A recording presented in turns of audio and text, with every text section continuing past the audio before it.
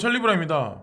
전반적인 코인 시장 상태가 나쁘지 않게 지금 흘러가고 있는데, 오늘 같은 경우는 제롬 파월 연준 의장이 금리에 관해서 발표한 거랑 코로나 바이러스 여러 가지 것들이 이제 맞물려가지고 작용을 한 것 같아요. 그래서 금은 시장하고 뭐 암호화폐 마켓에서는 뭐 비트코인하고 알트코인하고 종합적으로 해서 이번 영상에서 간추려서 한번 말씀을 드려볼 건데, 일단은 에이다 차트에 관해서 긍정적으로 누군가가 올려서 제가 이제 캡처해서 보여드리는 건데, 저도 이제 비슷한 생각을 하기 때문에 이제 말씀드리는 거예요. 자, 그래서 단기적으로 조정 장세가 있을 수는 있겠지만, 중장기적으로 되게 작년 7월 달부터 한 1월 달까지 되게 장기간 횡보 내지 하락세가 있었던 에이다 코인이었기 때문에, 이런 코인들, 장기적으로 되게 오랫동안 안 움직였던 코인들 같은 경우는 한번 움직여서 랠리가 펼쳐지면 되게 오랫동안 올라갈 확률이 되게 높거든요. 그래서 일단은 에이다 코인에 관해서 누군가 긍정적으로 발언을 하기 때문에 한번 말씀을 또 드리는데, 코인이 지속적으로 상승하기 위한 전제 조건이 하나 뭐냐면, 비트코인이 일단은 지금 기축이기 때문에 이게 우상향을 하거나 횡보를 하거나 이게 수반이 돼야 된다. 근데 지금 현재 이제 그런 상태이기 때문에 나쁘지 않게 현재 흘러가고, 알트코인하고 비트코인이 커플링으로 같이 동반해서 같이 우상향하는 쪽이 됐기 때문에 지금 이게 전제가 되는데, 만약에 비트코인이 갑자기 급락을 해버린다면 모든 지금 말씀드리는 모든 전제 조건은 다 깨져버리는 거죠. 그거를 항상 생각을 하시면서 항상 움직이셔야 되고, 이 차트도 마찬가지로 이제 올린 사람이 똑같아요. 에이다에 관해서 얘기를 하는데, 하락세기형 패턴을 강하게 이제 뚫어 올리면서 수렴하기 전에 이제 상승세가 지금 나타나기 시작을 한다. 근데 저점으로 많이 까지는 것보다는 좀 약간 우상향 쪽을 바라보는 게 좀 많다. 그러니까 이렇게 긍정적으로 보는 사람이 많거든요. 지금 현재 에이다 같은 경우. 그래서 추가 매수를 하시기보다는 이제 지난 계속 한 2년 동안에 계속 이제 지지부진하게 에이다가 계속 횡보를 하거나 하락을 했기 때문에, 홀딩하고 계신 분들 위주로 이제 저는 말씀을 드리는 거예요. 매수 추천드리는 건 절대로 아니고, 오해는 하지 마시고. 그리고 어떤 분들이 이제 저한테 댓글에 달아서 뭐 물어보더라고요, 저한테. 근데 그분들이 이제 예를 들어서 내가 5,000원에 이더리움 클래식을 만약에 매입을 했다. 그럼 보통 일반적으로 트레이딩계에서 좀 약간 오랫동안 있었던 사람들은 10,000원이 되면 거기서 원금은 빼거든요. 원금은 빼고 나머지 건을 돌리는데, 어떻게 하냐고 저한테 말씀을 하시더라고요. 그래서 수익이 100%가 나면 보통 원금을 빼거나, 아니면 만약에 비트코인 마켓에서 움직이신 분 같은 경우는 비트로 빼시거나, 아니면 지금 보면 장기 저점 횡보했던 코인들 있죠. 그런 코인을 찾으셔가지고 그거를 베팅하시는 것도 나쁘지 않다고 전 이제 보통 생각을 하거든요. 근데 저 같은 경우는 어떤 게 있었냐면, 예전에 이제 비트맥스라는데, 비트맥스 마진거래소잖아요. GC라는 게 있는데, GC가 처음에 상장됐던 데가 비트맥스였어요. 그때가 이더리움 가격이 12,000원인가 15,000원 언저리였거든요. 근데 제가 그때 GC가 처음에 시장에 나왔는데, 시장 참여자들이 기대치가 되게 높았었어요. 그래서 비트코인 5개를 거기 보내놓고 그 다음에 GC를 매집을 하려고 이제 대기를 타고 있었죠. 근데 지금 어떻게 보면 되게 보이지 않는 큰 손? 어떻게 보면 웹돔인가 그분만큼 되게 큰 손, 그분보다 아마 더 돈을 많이 가지고 계시고 비트코인도 더 많이 가지고 계실 수도 있는데, 그분한테 제가 개인적으로 이제 카톡하고 연락하고 지내는 어떤 그런 분이라 여쭤봤는데, 그분 같은 경우는 그때 상황에 저한테 이제 매집하기에는 좀 이르다, 좀 상황을 지켜보고 나중에 매집하라고 말씀하시더라고요. 그래서 매집을 안 했는데 아니나 다를까 반대로 이제 막 올라가더라고요. 근데 어쨌건 중요한 거는, 그분이 이제 저한테 지금 사지 말라고 말씀하셨다고 하더라도 마지막 판단은 제가 이제 매집을 안 한 거잖아요. 결론지어서 얘기를 하면, 만약에 제가 GC를 비트코인 5개만치 매집을 했었으면 GC가 수백 개였겠죠. 수백 개에다가 그게 200만 원대, 그걸 제가 만약에 매도를 했었으면 그게 시세 차익이 엄청났겠죠. 거기다가 그걸 다시 비트코인을 샀다. 지금까지 끌고 왔다. 그럼 그게 아마 GC만 해서 아마 50억 원도 더 될 거예요. 자, 근데 여러 가지 어떤 그런 상황이나 상황들을 결국에는 자기 자신이 판단한다는 거죠. 결국에는. 근데 어쨌든 그분 같은 경우는 되게 잘 돼 있어요.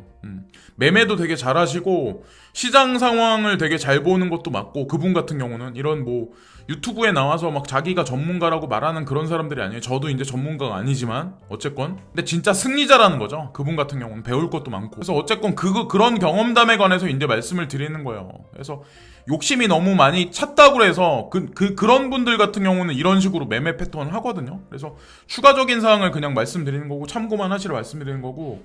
자, 이 차트를 그린 사람 얘기는 뭐냐? 비트코인이 조정 장세에 들어갈 수도 있다는 거를 염두에 둬라 라는 얘기를 하거든요. 그래서 이 사람은 그런 얘기를 해요. 8,715달러까지 조정 장세가 있은 다음에 중장기적으로 지속적으로 계속해서 5월달 이후까지 올라갈 거다. 그래서 이 사람은 16,000달러까지는 바라보거든요. 지금 보면은 보수적으로 봤을 때 12,000달러까지. 그래서 뭐 여러 가지 상황에 관해서 일단 저는 이제 말씀드리려고 하고, 자, 지금 마켓 상황에 관해서 일단 말씀드리면 어떠냐? 지금 현재의 상태가 이제 해외 이제 트레이딩 하는 어떤 그런 사람들의 어떤 그 견해인데, 자, 처음으로 비트코인이 먼저 움직여서 무빙업을 한다. 그 다음에 어떤 그 시총이 약간 상위 클래스에 있는 그런 코인들부터 리딩해서 이제 움직인다. 이더리움 클래식, 그러니까 요 근래에 있었던 어떤 그런 상태는 이더리움 클래식 그리고 비트코인 캐시, 대시코인이 먼저 그런 식으로 움직이고, 그 다음 차순에 있는 미들 마켓 캡에 있는 어떤 그런 중급 규모 형태의 그런 코인들이 움직이고, 그 다음에 스몰캡에 있는 어떤 소형 알트들이 움직일 거다. 그런 얘기를 하고, 또다시 비트코인이 다시 한번 움직인다. 이 패턴이 지속적으로 계속해서 리바이벌 된다. 뭐 이런 얘기를 지금 하고 있는 거예요. 근데 현재의 장세가 사실은 그런 패턴을 지금 보이고 있다는 거죠.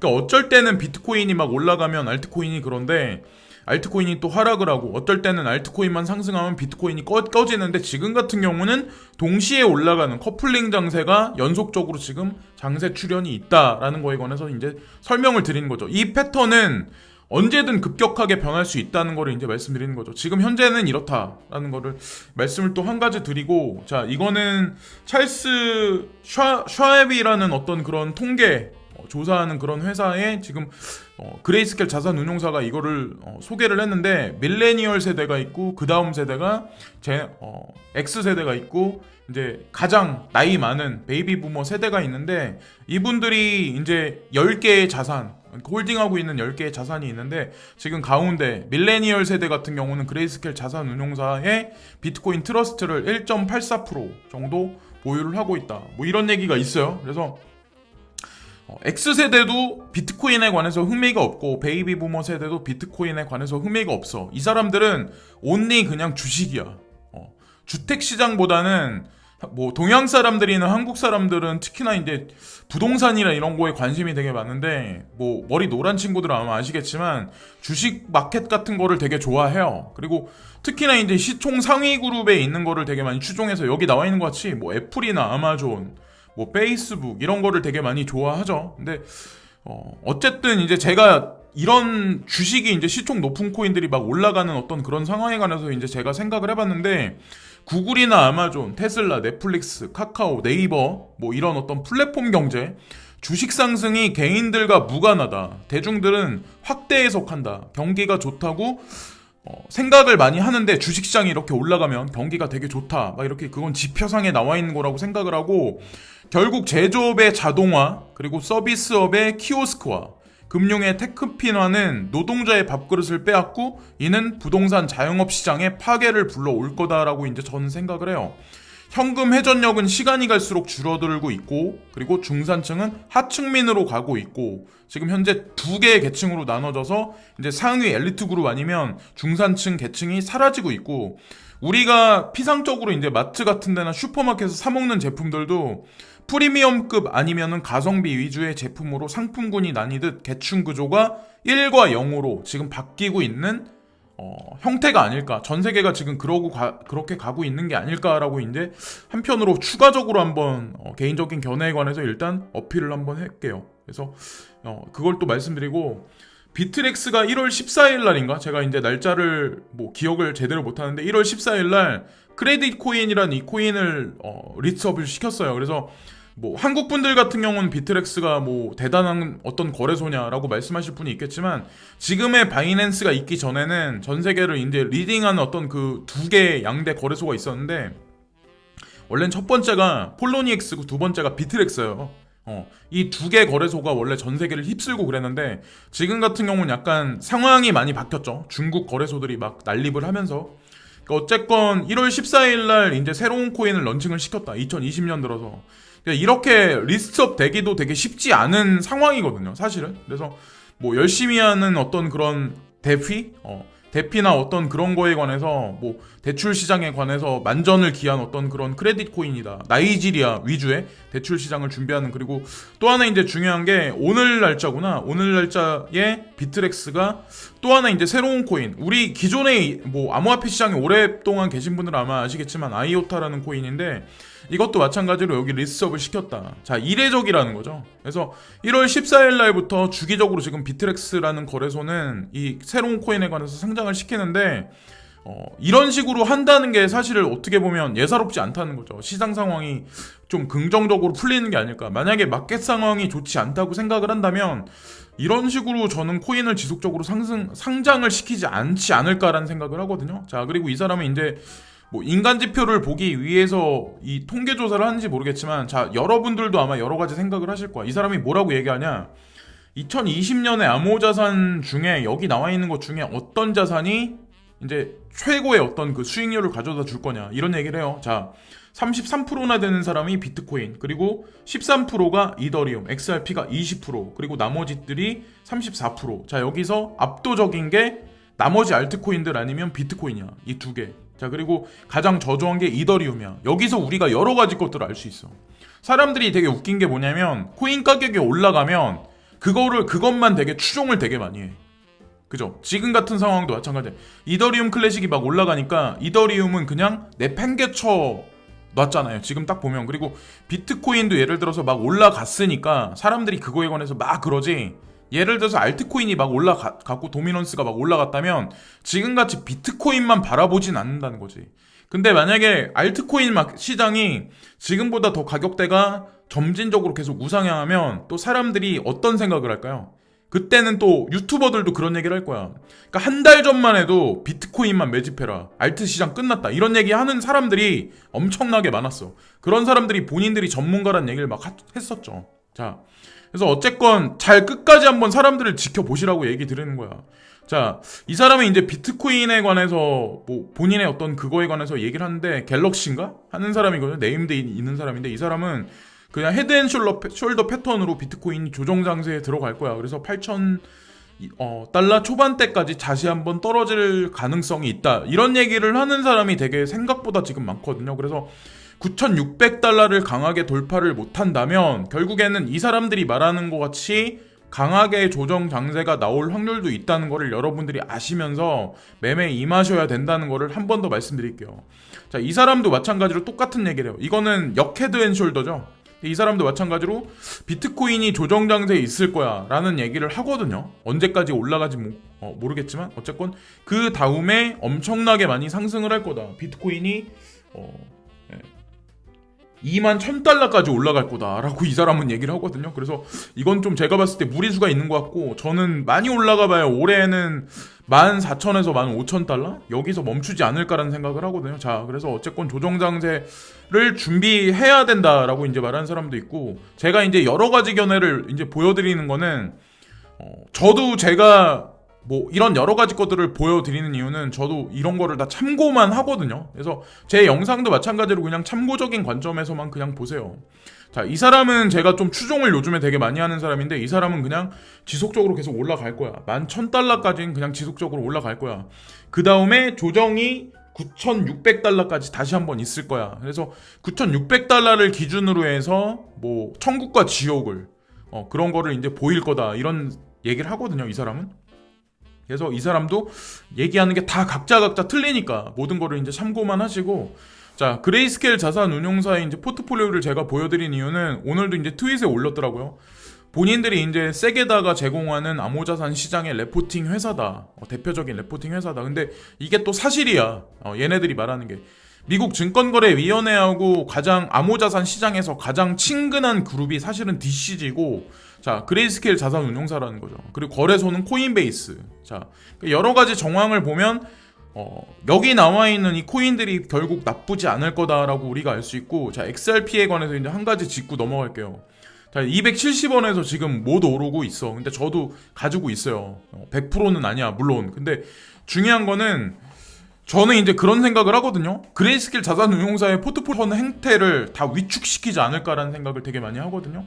자, 어쨌든 금리에 관해서 그냥 뭐 횡보시키겠다, 어떤 인상이나 이런 걸 안 하겠다, 뭐 그렇게 얘기를 하니까 다우존스, 나스닥, S&P 500 지수도 약간의 어떤 호전적인 반응을 보이면서 올라가고 있는데, 더 웃긴 건 지금 주식시장이 올라가는데 금은시장도 동시에 올라가요. 이것도 되게 아이러니하다는 거죠.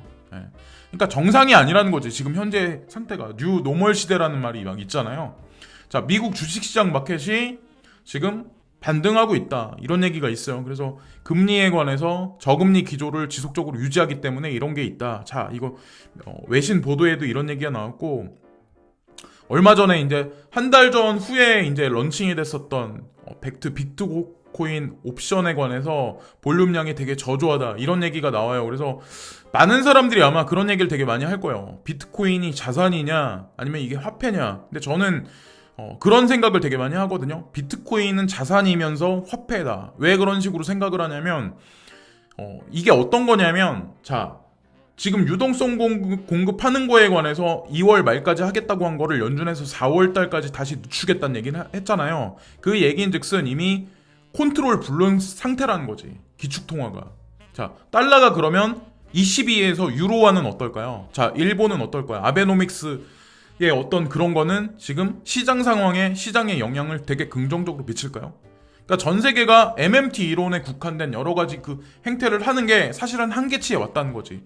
그걸 대비하기 위해서 이 암호자산 시장 마켓이 10년 전에 탄생을 한 거고, 비트코인이 ETF가 간접 투자 상품으로 승인이 나면 그게 자산 시장으로 등극을 하고, 그 자산 시장에 있는 많은 자본들이 화폐로서, 또 우리가 포스 기계나 뭐 슈퍼나 뭐 마트 같은 데서 포스 기계를 통해서 그거를 뭐 우리가 페이먼트 시스템 결제가 된다, 만약에 이게 이렇게 확립이 된다면 결국에는 황금알을 낳는 거위로 이게 암호자산 시장이 비트코인을 대표로 해서 부각되지 않을까. 그래서 저는 이 구체적인 상황에 관해서 따로 한번 영상을 한번 만들어 볼게요. 일단은 그 일본 최대 컨설팅 회사가 새로운 암호화폐 지수를 출시했다. 자, 노무라가 여기 또 개입이 돼 있더라고요. 그래서 이걸 또 설명드리면 5개의 최고 암호화폐 추적을 할 수 있는 거래 가능한 지수. 자, 인덱스 지수를 얘기하는 거죠.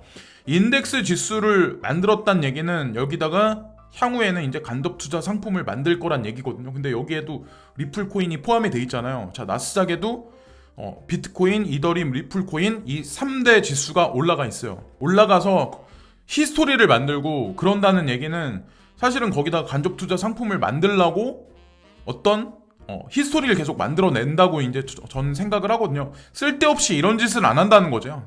이런 대그룹들이, 노무라 같은 데도, 나스닥도 마찬가지고. 자, 그래서 그런 식으로 봐야 되지 않을까라고 이제 좀 생각을 해요. 그래서 시장이 언제까지 올라갈지 모르겠지만 조정이 있을 수도 있다는 거를 항상 명심해 두시면서, 저도 이제 그런 생각을 하거든요. 아까 몇몇 어떤 그 트레이더들이 그런 얘기를 했잖아요. 그래서 그런 것도 항상 명심하시면서 만약에 내가 언제 사야 되냐라고 이제 주변에 텔레그램 방이나 톡방 같은 데 많이 뭐 나타나거나 사람들이 많이 나오면 그때가 바로 매도 시그널이라는 거를 아마 여러분들도 생각을 한편으로는 하셔야 될 거예요. 네.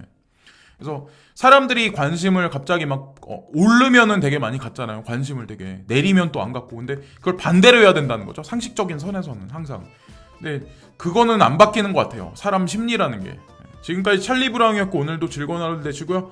지금까지 시청해주신 모든 분들께 진심으로 감사드립니다. 끝으로 구독과 좋아요 부탁드립니다. 감사합니다.